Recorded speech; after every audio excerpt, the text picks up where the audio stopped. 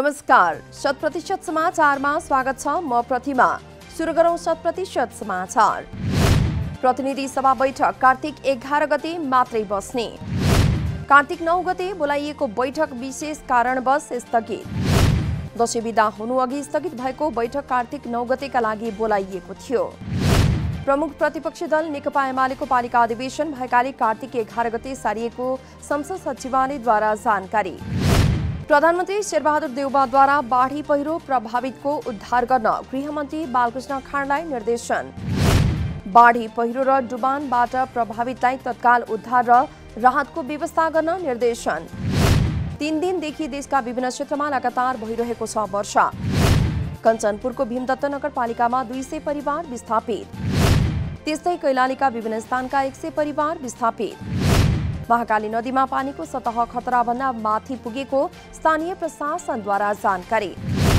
महाकाली, सेती र कर्णाली नदीमा 2070 साल पछिकै ठूलो जलस्तर बढेको तथ्याङ्क।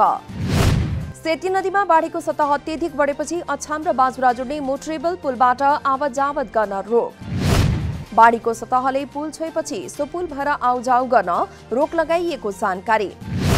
पुलमा आवतजावत बन्द गरिएपछि तराईबाट डोटीको सदरमुकाम सिलगढी लगायत छिमेकी जिल्ला अछाम तथा बाजुरा जानका लागि आएका दर्जनौं सवारी साधनहरू पिपल्ला बजारमा रोकिए। डोटीको गोपघाट र दिपाल स्थित समूह गाडमा रहेको बाढी मापन केन्द्रका अनुसार जलसतह मापन भन्दा अधिक। सेती नदीमा गरिएको पानीको बहाव मापन अनुसार 8.4 क्युसेक पुग्यो। केन्द्रका अनुसार 3.5 क्युसेक बाढीको बहाव हुँदा नदीमा बाढीको बढी खतरा हुने जानकारी। नदीमा बहाव बढेपछि सबै नागरिकलाई सुरक्षित स्थानमा रहन जिल्ला प्रशासन कार्यालयको आग्रह। बाँकेकी ननकुनी धोबीको मृत्यु र निर्मला कुर्मी बेपत्ता प्रकरणमा सरकार र महिला अधिकार कर्मी बीच सहमति। मंगलबार बिहान सरकारले उक्त प्रकरणको अनुसन्धान गर्ने र दोषीलाई कारबाही गर्ने प्रतिबद्धता जनाएसँगै सहमति भएको मानवाधिकार कर्मी मोहना अन्सारीको भनाई। गृह मन्त्रालयका सहसचिव हिरालाल रेग्मीको नेतृत्वमा 6 सदस्यीय छानबिन समिति गठन गर्ने सहमति भएसँगै अनसन स्थगित। 7 दिनभित्र प्रतिवेदन बुझाउने गरी छानबिन समिति बनाउने सहमति भएको अन्सारीको भनाई। यसअघि प्रहरीले पक्राउ गरिसकेको छ ननकुनीका श्रीमान र जेठाजुलाई।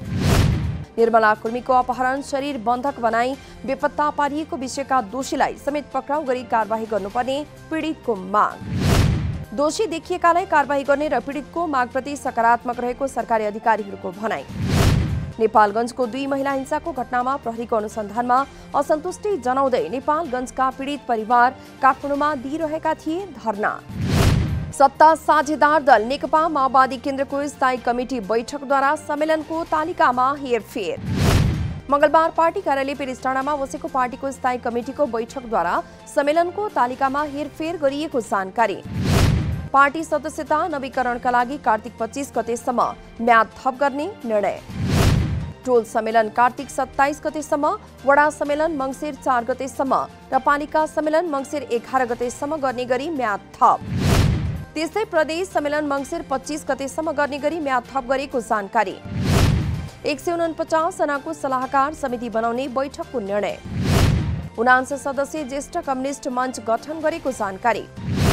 माओवादी केन्द्रको अर्को स्थायी कमिटीको बैठक कार्तिक 4 गते बिहिबार बिहान 8 बजे बस्ने। चालक अनुमति पत्रको कार्ड 1 देखि 1.5 महिनाभित्र आइपुग्ने। छपाई उपकरण मास प्रिन्टरमा कार्ड नमिलेकाले कार्ड आउन ढिलाइ भएको यातायात व्यवस्था विभागद्वारा जानकारी। मास प्रिन्टर एउटा कम्पनीबाट खरिद गरिएको र कार्ड अर्को कम्पनीबाट खरिद गरिएकाले ढिलो भएको विभागको दाबी। समस्यालाई समाधान गर्दै मास प्रिन्टरमा मिल्ने कार्ड ल्याउन कम्पनीसँग कुराकानी भइरहेको विभागको भनाई। चालक अनुमति पत्रको पहिलो सम्झौता अनुसार 14 लाख कार्ड ल्याइने। लामो समयदेखि प्राविधिक समस्याका कारण रोकिएको कार्ड आएपछि झण्डै आधा अहिले नै छाप्नुपर्ने अवस्था। सोमबारदेखि परेको अविरल वर्षाका कारण हवाई सेवा प्रभावित। खराब मौसमका कारण आधा दर्जन बढी उडान रद्द, 15 बढी उडान डिले भएको जानकारी। विराटनगरका लागि उडेको बुद्ध एयरको जहाज खराब मौसमका कारण अवतरण हुन नसकेपछि काठमाडौँ नै फर्किएको विमानस्थलद्वारा जानकारी। काठमाडौँबाट लुक्ला जाने र लुक्लाबाट काठमाडौँ आउने सबै उडान प्रभावित। मनाङमा समेत भएन कुनै पनि उडान। काठमाडौँबाट भद्रपुर र काठमाडौँबाट धनगढी जाने सौरी एयरको उडान रद्द। काठमाडौँबाट फाप्लुका लागि उड्ने समिट एयरको उडान पनि रद्द भएको जानकारी। देशभरि खराब मौसमका कारण उडानहरू प्रभावित बनेको विमानस्थलद्वारा जानकारी। काठमाडौँ बाहिरका विमानस्थल आसपास मात्रै नभएर उडान हुने रुटका कारणले पनि VFR र IFRमा उडान गर्ने दुवै प्रकारका उडानहरू प्रभावित। कर्णाली नदीमा आएको बाढीले टिकापुर नगरपालिका वडा नम्बर 5 शाहीपुर स्थित निर्माणाधीन तटबन्ध भत्किएर गाउँमा पस्यो बाढी। मंगलबार दिउँसो 12:30 बजेतिर पसेको बाढीले क्षति पुर्याउन सक्ने भएकाले दक्षिणका गाउँका मानिसलाई माइकिङ गरेर घर छाड्न लगाइयो। नदी फुटेका कारण दक्षिणका तल्लो शाहीपुर, सिमरनी, सत्ती, बनगाउँ, बटनपुर लगायतका बस्ती प्रभावित। पाँचथरको सदरमुकाम फिदिम बजार पुग्ने सडक कालोपत्रे भएपछि उत्तर पूर्वी भेगका नागरिकहरू उत्साहित। सदरमुकामसँग जोड्ने गरी गाउँ गाउँमा कालोपत्रे सडक निर्माणले स्थानीयको जीवनयापन सहज।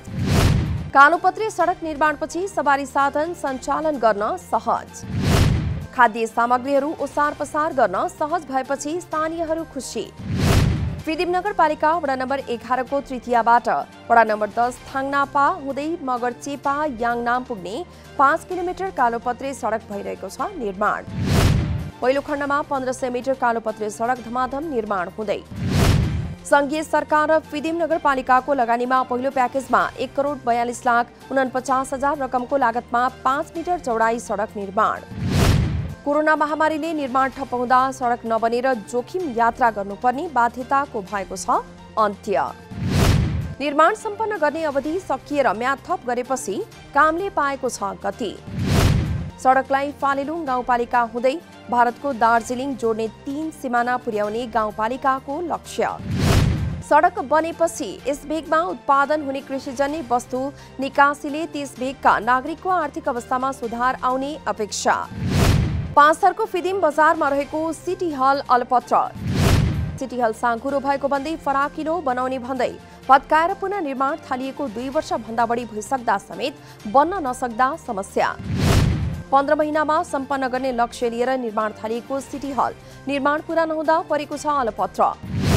रकम विनियोजन नहुँदा हल निर्माण रोकिएको निर्माण कम्पनीको दाबी। विगत 14 वर्ष अघि निर्माण भएको सिटी हलमा जिल्ला स्तरीय ब्याडमिन्टन सभा सम्मेलन र सांस्कृतिक कार्यक्रमहरू हुँदै आएको थियो सञ्चालन। जिल्लाको ठूलो र सुविधा सम्पन्न सिटी हल बनाउन प्रदेश सरकारबाट 2 करोड विनियोजन गरी थालिएको थियो निर्माण। सार्वजनिक खरिद ऐन 2063 मा समसामयिक संशोधनको आधार निर्माण गर्ने गरी मस्यौदा तयार गर्न कार्यदल गठन गरिने। सार्वजनिक खरिद ऐन संशोधन गर्ने विषयमा सार्वजनिक खरिद अनुगमन कार्यालयका सचिवको संयोजकत्वमा मस्यौदा कार्यदल गठन गर्ने निर्णय।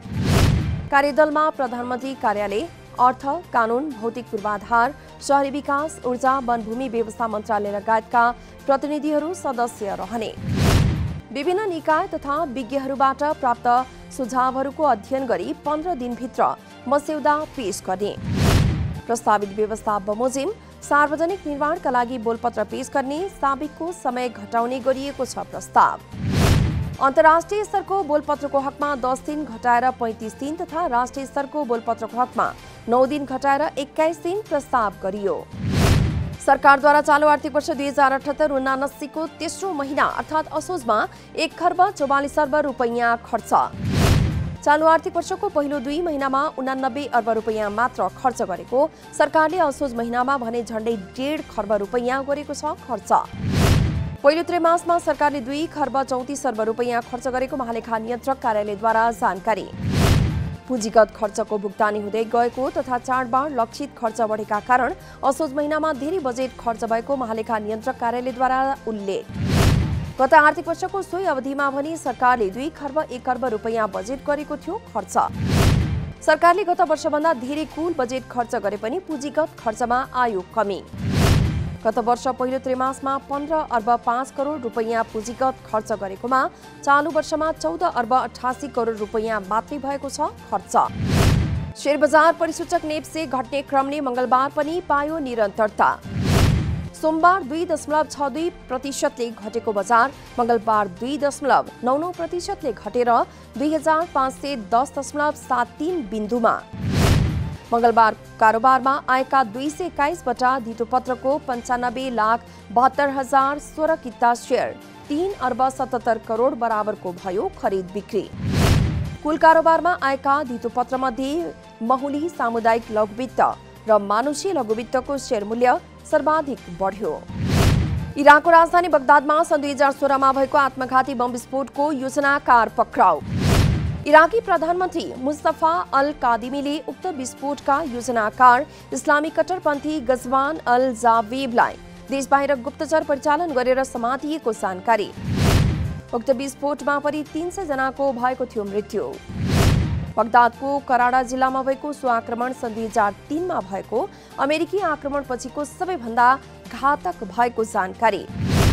सन् 2016 मा एक शपिङ सेन्टर नजिकै रमजान महिनामा साँझमा बाहिर हिँडुल गरिरहेका व्यक्तिहरूलाई लक्षित गर्दै भएको थियो विस्फोट।